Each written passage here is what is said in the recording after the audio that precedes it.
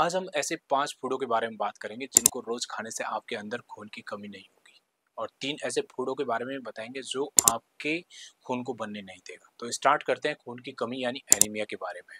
अगर किसी भी फीमेल का हीमोग्लोबिन का लेवल 12 से कम है या मेल के अंदर हीमोग्लोबिन का लेवल 13 से कम है तो उसके अंदर एनीमिया की बीमारी मान ली जाती है। ये बीमारी इतनी खतरनाक होती है कि ये हमारे शरीर के हर एक अंग को नुकसान पहुंचाती रहती है। हमारे देश में 74.3% लोग इस बीमारी से पीड़ित हैं। पूरे वर्ल्ड के 30% एनीमिक लोग इंडिया में रहते हैं। एनीमिया के कारणों की बात करें तो अगर माँ के अंदर खून की कमी है तो उनके बच्चे के अंदर भी खून की कमी होगी। जो माँ अपने बच्चे को 6 महीने तक अपना दूध न पिलाकर ऊपर का दूध देती है तो उनके बच्चे के अंदर भी खून की कमी हो जाती है। इसी तरह से अगर 6 महीने बाद बच्चे को अनाज की बनी हुई चीजें सब्जियां अगर स्टार्ट नहीं कर पाते हैं तो ये शरीर के अंदर आयरन की कमी कर देगा। अगर किसी इंसान के पेट में कीड़े हैं या फिर उसको मलेरिया की बीमारी हो जाती है तो ये दोनों बीमारी बॉडी के अंदर खून को तोड़ना स्टार्ट कर देते हैं जिससे भी खून की कमी हो जाती है। किसी फीमेल के अंदर खून की कमी के कारणों की बात करें तो मेनिस्ट्रुएशन के समय अगर किसी फीमेल के ज़्यादा ब्लीडिंग हो रही है, बच्चा पैदा होने के बाद ब्लीडिंग हो रही है या फिर 2 साल से कम ड्यूरेशन में दूसरी प्रेगनेंसी कंसीव कर लेती है या फिर 18 साल से कम उम्र में ही उसकी शादी कर दी जाती है और वो प्रेगनेंसी कंसीव कर लेती है तो जिसकी वजह से सभी फीमेल में इस तरह की खून की कमी होना निश्चित है। कुछ एनीमिया जन्मजाति होते हैं जैसे कि थैलेसीमिया हुआ, सिकल सेल एनीमिया हुआ। खून की कमी के लक्षणों की बात करें तो पहला लक्षण है चिड़चिड़ापन, चक्कर आना, घबराहट रहेगी पढ़ने में या कोई नई चीज सीखने में मन नहीं लगेगा, नींद अच्छी से नहीं आएगी, दिल का धड़कना तेज हो जाएगा, हाथ पैरों में दर्द रहेगा, काम करने में मन नहीं लगेगा, भूख बिल्कुल खत्म हो जाएगी, सांस में तकलीफ रहेगी। अगर कोई फीमेल है तो उनके अंदर डेट का जो टाइम है वो रेगुलर नहीं रह पाएगा। दिमाग की जो कंसंट्रेशन है एवं नई चीज सीखने की जो एबिलिटी है वो धीरे धीरे कमजोर होना स्टार्ट हो जाएगा। अगर किसी पेशेंट के अंदर खून की कमी है तो उसके लिए एक बेसिक जांचें कराई जाती है जिसमें एक होती है सीबीसी, दूसरी होती है स्टूल एग्जामिनेशन और तीसरी एक पेरिफेरल फिल्म बनाई जाती है जिसमें देखा जाता है कोई मलेरिया परजीवी बॉडी के अंदर तो नहीं है। अगर किसी मरीज का हीमोग्लोबिन 6 से नीचे आता है तो डॉक्टर डिसाइड करता है क्या उसको खून लगाना है या नहीं। क्योंकि अगर किसी का हीमोग्लोबिन 6 के आसपास है और उसके सांस में तकलीफ हो रही है, उसका हार्ट फेल हो रहा है या फिर उसको चक्कर आ रहे हैं तो चांसेस है कि उसको ब्लड ट्रांसफ्यूजन की अर्जेंट नीड है।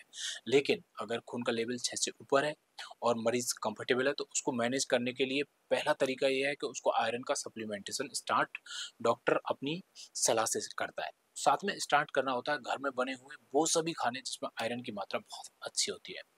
किसी भी फीमेल को दिन में लगभग 18 mg के आसपास आयरन की जरूरत पड़ती है।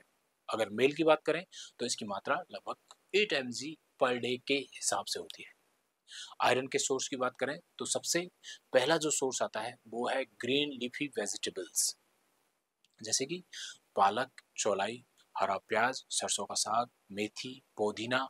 इन सब में आयरन की मात्रा लगभग 6.4 mg ईच 100 ग्राम के आसपास होती है। इस हिसाब से जितनी आयरन की रोज रिक्वायरमेंट है आपको लगभग 300 ग्राम के आसपास हरी सब्जी खानी पड़ेगी जो पॉसिबल नहीं है। हम सब्जियों के साथ में अनाज भी खाते हैं, उसको भी देख लेते हैं कौन से में कितनी कितनी मात्रा होती है। गेहूं में 3.8 mg इन 100 grams, oats 5 mg, rice 0.2 mg। बाजरे की बात करें तो pearl millet and barnyard millet में लगभग 15 मिलीग्राम के आसपास होता है, यानी कि आपको जितनी जरूरत है वो सिर्फ 100 ग्राम बाजरा खाने से आपकी पूर्ति हो जाएगी। अगर राजमा की बात करें तो सिर्फ 2.9 मिलीग्राम आयरन होता है। उड़द की दाल, मूंग की दाल में 7.8 मिलीग्राम के आसपास आयरन होता है। गुड एक आयरन का बहुत अच्छा सोर्स है, इसमें लगभग 11 mg के आसपास आयरन होता है। ये एक नॉन डायबिटिक इंडिविजुअल के लिए बहुत ही अच्छा फूड हो सकता है आयरन के पॉइंट से। कुछ फूड ऐसे भी होते हैं जिनमें आयरन नहीं होता है लेकिन उनके अंदर विटामिन सी होती है और ये विटामिन सी बॉडी के अंदर आयरन के जो एब्जॉर्प्शन है उसको बढ़ा देती है। इसलिए इन फल को खाने से भी आपके अंदर जो आयरन की कमी उसकी पूर्ति हो पाएगी। तो इन फलों में जो नाम आता है वो आता है आंवला और खट्टे फल या सिट्रस फ्रूट्स जैसे कि मौसमी, नारंगी, नींबू। अब उन 3 चीजों की बात करते हैं जो आपके आयरन को बॉडी के अंदर जाने ही नहीं देते हैं। तो वो है चाय, दूसरा है कॉफ़ी, तीसरा है मिल्क। चाय कॉफ़ी को तो आप छोड़ सकते हैं, बट मिल्क आयरन को तो बॉडी में नहीं जाने देता है, बट इसकी न्यूट्रिशन वैल्यू अच्छी होती है, तो मिल्क आपको कंटिन्यू करना ही पड़ेगा। डॉक्टर साहब नमस्कार। हाँ बोलो। आपने पिछली बार बताया था कि मेरे अंदर खून की कमी है, तो मैं पिछले 2 महीने से साहब चुकंदर का जूस पी रहा हूँ। किसने कहा आपको चुकंदर खाने के लिए? मुझे पता था कि चुकंदर लाल रंग का होता है, खून जैसा दिखता है। दूसरे लोगों ने भी बताया कि इसके जूस पीने से मेरे खून बढ़ जाएगा। आपने 3 महीने के बाद दोबारा जाँच कराई, मेरा तो खून ही नहीं बढ़ा। ऐसा क्यों हो रहा है ब डॉक्टर साहब? कोई बड़ी बीमारी तो नहीं है मेरे अंदर? जब भी किसी के अंदर खून की कमी होती है, तो उसके आस-पास के लोग द्वारा सलाह दी जाती है कि चुकंदर का जूस पीना स्टार्ट कर दें, जो बिल्कुल ही गलत है।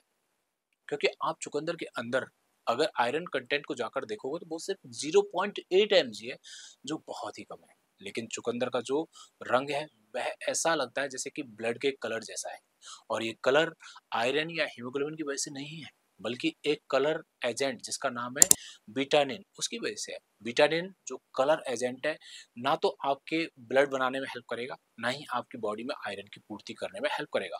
सो आज से जिनके अंदर खून की कमी है, उनको चुकंदर का जो जूस है वो पीना तो बिल्कुल ही बंद कर देना चाहिए। डाइट चेंज करने के बाद भी आपके अंदर खून की कमी बनी हुई है, तो डॉक्टर से सलाह लें। डॉक्टर खून की कमी के हिसाब से आपको आयरन का सप्लीमेंट स्टार्ट कर सकते हैं, और हर 6 महीने में आपको कीड़े मारने की जो दवा है वो खानी चाहिए। हमारे जो देश है उसमें सबसे ज़्यादा जो फूड खाया जाता है जिससे आयरन हमें प्राप्त होता है, वो सब नॉन हीमोग्लोबिन होता है। इस ये जो प्लांट वेस्ट जो प्रोडक्ट होते हैं, इनका जो आयरन का जो एब्जॉर्प्शन है वो बहुत अच्छा नहीं होता है। नॉन वेजिटेरियन जो डाइट होती है उसमें जो आयरन का जो कंटेंट है वो बहुत अच्छा होता है। इसीलिए जो पुअर कंट्री है, नॉन वेजिटेरियन है, उनके अंदर जो एनीमिया है वो हमारे कंपैरिजन में काफ़ी कम रहता है। तो अगर हम वेजिटेरियन हैं, तो हमें आयरन सप्लीमेंटेशन की ज़रूरत पड़ सकती है, जो हमारी बॉडी के लिए, अपनी हेल्थ के लिए, हमारे दिमागी विकास के लिए बहुत ज़रूरी है।